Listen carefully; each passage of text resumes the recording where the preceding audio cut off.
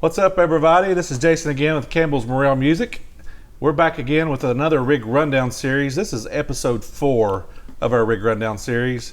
And again, we're doing this to promote local musicians, local bands, and help push some product in the store, as well talk about their rigs and the gear that they're using in their live situations and recording situations, and maybe learn some things and talk about things that maybe you hadn't thought of, or the way they're using their rigs and everything. So today we are welcoming Mr. Devin Purdy of the band Poser.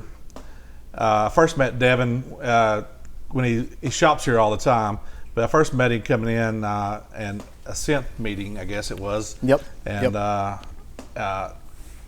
working the Roland SP404, creating beats and layers and things, and he's one of the best at programming that stuff I've ever seen. Thank you. I worked really hard at that.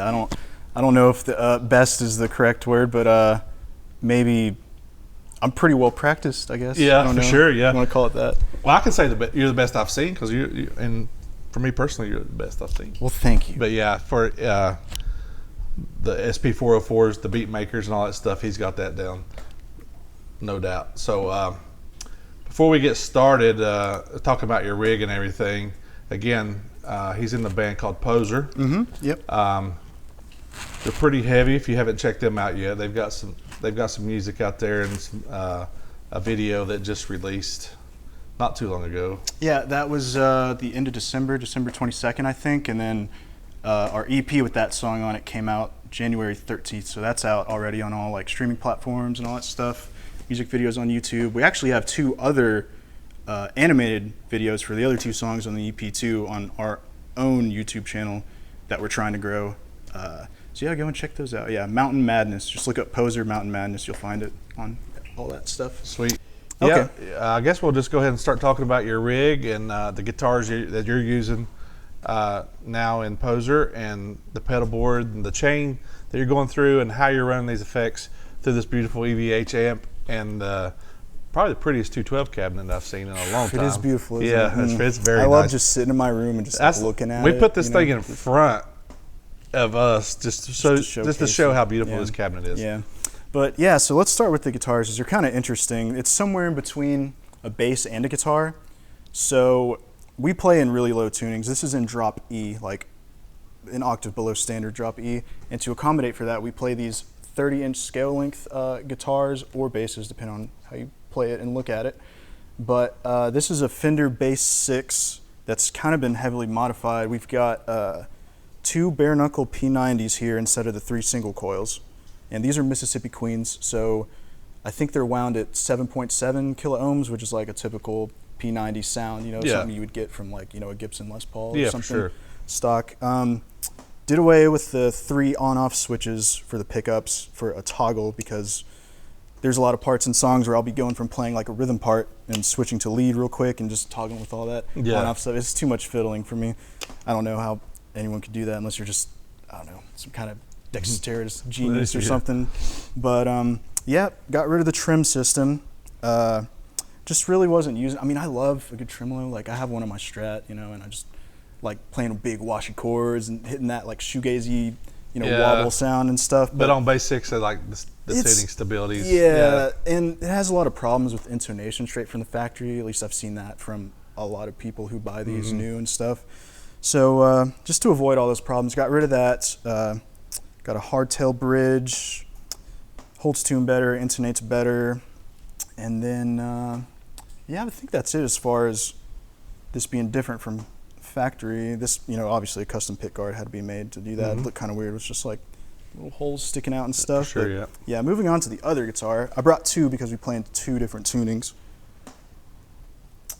And this one is a Sub-Zero Rogue 6, so it's essentially a bass 6, but in like a Jazzmaster looking body, the offset thing, which I really love. And I love that it has a string through Tone Pro bridge. Yeah. I like these. It just feels a lot more comfortable to rest your hand on that. But the stock pickups came, they were some kind of like PAF humbuckers. And they weren't bad or anything, but like I'm a sucker for P90s. Like that's like my tone really. Like, and so these are also bare knuckle P90s, but these are War Pigs, and it's their highest output P90 set that they offer at like 21 kilo ohms, which is pretty hot. Insane. It's like Yeah. a nuke, like, you know, at your fingertips, as opposed to this one that's like, you know, 7.7.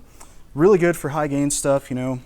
That's what we're good at. That's what we do, really high gain stuff. So let me show you my pedal board here now. Yeah, we'll get straight to the pedal board.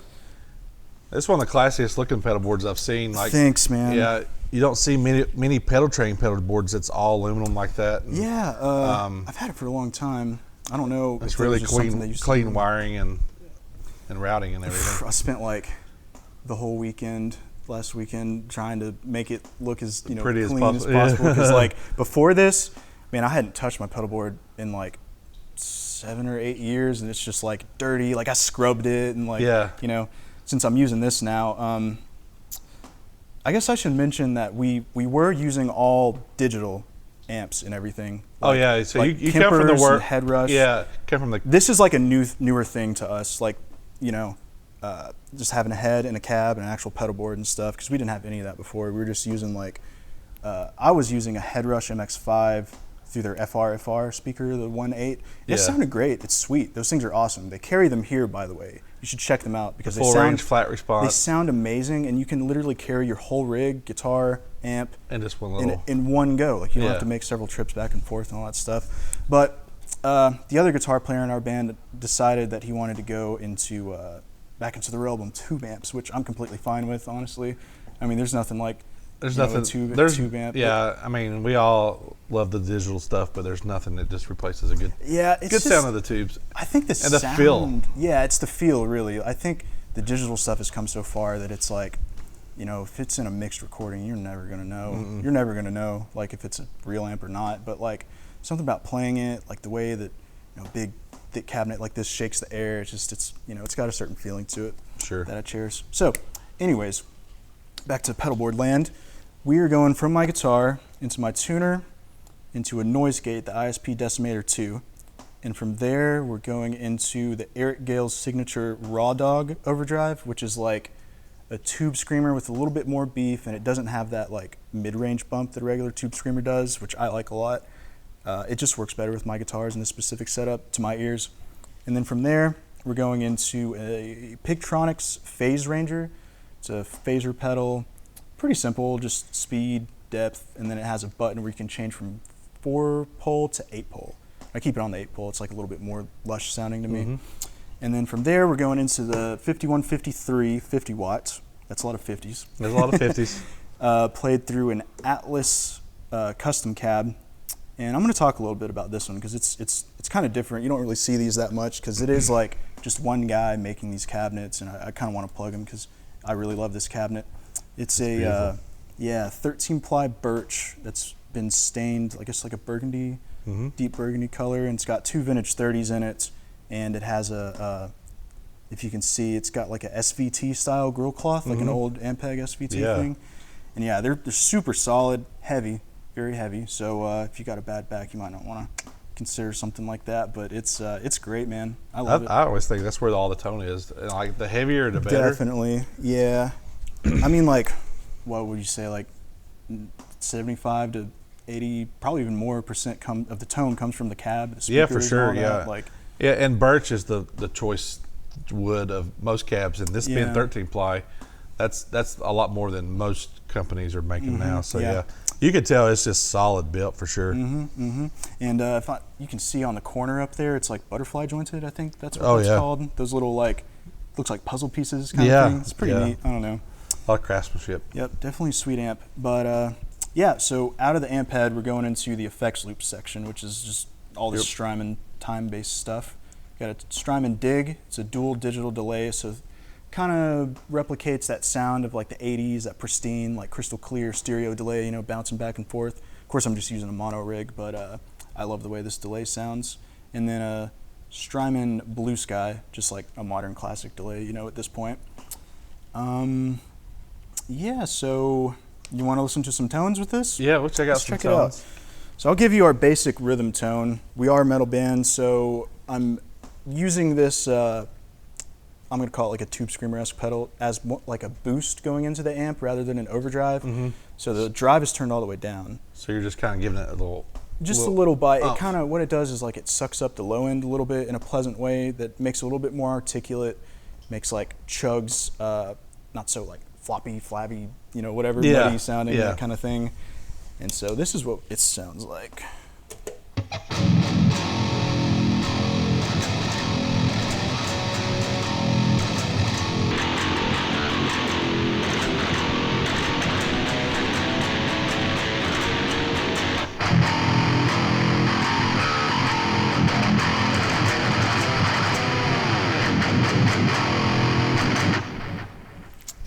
Yeah, I totally had my delay pedal on through all that, but it's cool because, you know, this delay pedal has a cool feature where it ducks the delay as you're like playing the signal. So I don't know if that'll like come through too much, but whatever. Yeah. We did it. And that's like kind of a basic, you know, heavy metal rhythm tone, you know, just balls to the wall kind of EVH sound or whatever. Into some more interesting territory, though. We'll get more in like the clean side of things with the... Yeah, the more like ethereal kind of sound and stuff. Let's see. First, let me show you like how extreme this can actually sound. As far as like it sounding like a guitar, this just kind of sounds like a straight up synthesizer when you do all this. So I've got the shimmer on the Blue Sky. Mm-hmm. You know, it's just a beautiful reverb algorithm. Let's see, let's turn that mix up. And then on the dig, I'm gonna have the ADM delay setting with, deep modulation. Turn this up a little bit. Let's see.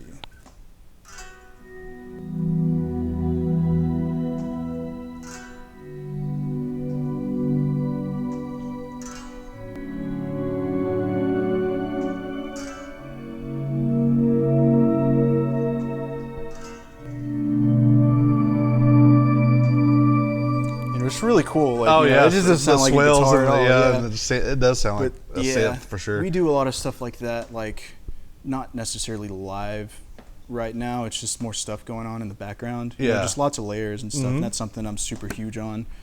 I will say the shimmer setting on the Blue Sky is one of my favorite settings. Dude, it's amazing. It's like ethereal. It just sounds like it's from heaven. It's insane. Yeah. It's really cool. You gotta be careful with it though. You can't play like really fast stuff through it, or it just sounds like a jumbled up mess or whatever. But you know, getting those swells in and stuff, it sounds like it's like a giant organ from space or something. You know, pretty sweet. But yeah, let's check out some more subtle tones that actually sound like a guitar. Let's see. I'll keep that there. Turn this down. I'm gonna show off this 12-bit delay a little bit. Yeah, for sure. Because it's an algorithm I really like on this dig. It kind of, to me, it sounds like a high-passed tape delay sound. So, you know, tape delay is kind of like really warm, and it's got that like degrading lo-fi sound, but it has like a lot of bottom end. A lot of low end, yeah, and this is kind of like cutting that out, at least to my ears. And still getting the grit, but without the like the. Yeah. Turn that phaser off. Let me turn that second delay down. Yeah, I like it for really like chordy, dark western sounding stuff. Yeah. So like.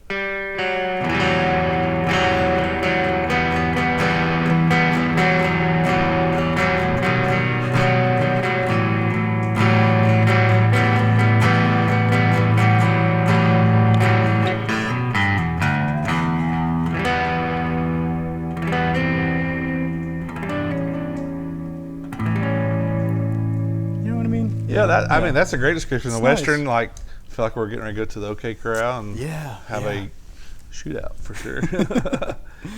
I guess I could show the difference in these guitars, because they really do sound like crazy different. Just how hot these pickups are wound, and this is in a different tuning. Now this one is in, I guess it would be like double drop C sharp, meaning, and what I mean by that is this is tuned down to C sharp octave 1. So we're in unison with the bass guitar, by the way, when we're playing and stuff. We're not like trying to tune the bass guitar an octave below that, because that's just like nonsense, right? Like you're not gonna really, That's like past the fundamental of human hearing once you get into that, and I'm sure that would just sound bad, but yeah. So we kind of approach our guitars and bass kind of as like one instrument. It's like one big moving thing. You know what I mean? When we're playing like the really heavy stuff, like, you know, it's kind of just like one giant bass guitar, I guess you could say. But yeah, so this is in like double drop C sharp, meaning that this is, that's a fifth, like drop D, right? Yeah. And then also the A to the D string, that's also drop D. I got you. So.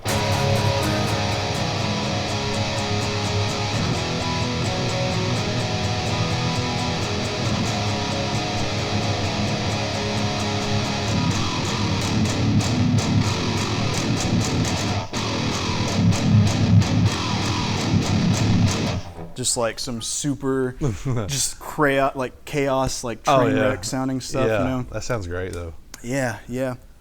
But let's show you some clean tones with this, so you can really see like the difference and like how hot these pickups are. Because even without like an overdrive or anything, there's already a lot of breakup. Yeah, there's already a lot of breakup in that.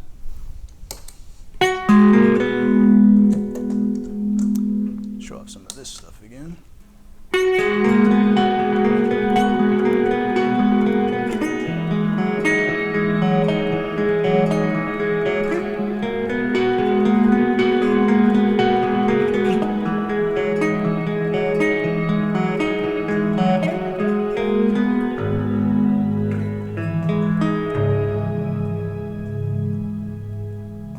Cool stuff. Yeah, very pretty sounding stuff, yeah. That low tune, play some like kind of chordy lead things, and then have the bass notes kind of ring out or whatever. Overdrive wise and everything is going into the front of the amp. We said the modulation is going into the effects loop of the amp, which keeps cleaner delays. You know, the distortion's not hitting your delay before it goes into the amp. Yeah, that can get really messy with, you know, certain things, and just the way that we play in our kind of style of metal, it's not like something that we're really trying to do. I do like the way like a delay into an overdrive sounds though, or like a reverb into an overdrive, kind of makes it a little My Bloody Valentine, big shoegaze, like wall of noise thing and stuff. But that's not necessarily where we're going with this. But yeah. And we're running out of that into this beautiful 212 Atlas 212 cab, miking that with a Shure SM57 just for demonstration purposes. And we're blending that with this DI / attenuator cab simulator kind of thing. Yeah. And I'll let you talk about that. Yeah, so this is a Torpedo Captor 8 by 2 Notes, and it acts as a load box. So so that works by plugging in the speaker out of your amp head into the input of this, and then I have it going on the output of this at a minus 20 decibel pad, so it's a little bit quieter, so you can turn up your master volume on your tube amp and get that like nice tube amp, you know, breakup and stuff without blowing your ears off.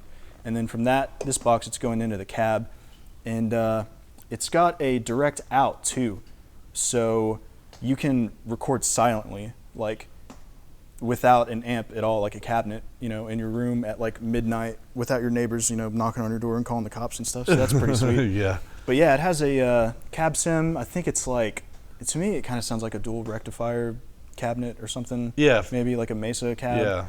There's nothing wrong with that sound. But yeah, it's really sweet. I've been super happy with that for like, you know, recording real late at night, you know, without making your neighbors mad. Yeah, or my girlfriend. Yeah, for sure. So, yeah. Yeah, I guess we'll kind of wrap it up from here. And again, I encourage y'all to check out Poser and Mr. Devin Purdy on guitar, playing these bass sixes / guitars tuned down. Bass guitar, whatever you want to thing. I mean, whatever you want to make it.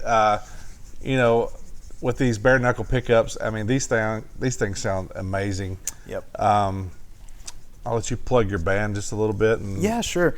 So we had an EP come out January 13th, and that's on all streaming platforms. Yeah, like I said earlier. So check it out on Spotify, Apple Music. We got on YouTube. We got a music video out. We've got like 2 animated music videos out and stuff. We're looking to book shows this spring. We've got a couple things in the works right now, but nothing really solid yet. We're looking mostly at like Knoxville, that area, because their metal scene right now is awesome. But yeah, check us out, Poser everywhere. Yeah, for sure. And again, Devin's a weekly shopper here at Campbell's Morrell Music. I always ask everybody's opinion that comes on here about the store and what you think of Campbell's Morrell Music. Well, I feel very much welcome here. I feel like the employees that work here are trying to help you and don't just see you as like a walking dollar sign like some other stores. Guitar Center. Yeah, so my experience here has been great. Everyone's super eager to help, let you try out stuff. Prices are good. Yeah, it just feels like home here, you know. Yeah, again, we plugged Strymon last week. We carry all the Strymon products. We carry the Electro-Harmonics and, of course, the Boss products here. And, again, the EVH head that you heard tonight, along with that Squire Bass 6 there from Fender. Devin switching from the digital world back to the analog kind of world of pedals into tube amps. He mentioned that he played the Kai Head Rush before this, and we have those in stock. They're great sounding digital processors with amps, effects. I mean, you can play live with those things and sound great. Also. Oh yeah, they're awesome. They're super awesome. A lot less cumbersome, you know. Carry a whole rig in like one trip from your car. Carry all this stuff in. So come check out those Kai Head Rush, and again, thank you, Devin, for coming and joining us tonight. Thanks for having me. Yeah, it's been awesome. I appreciate it. It's been fun.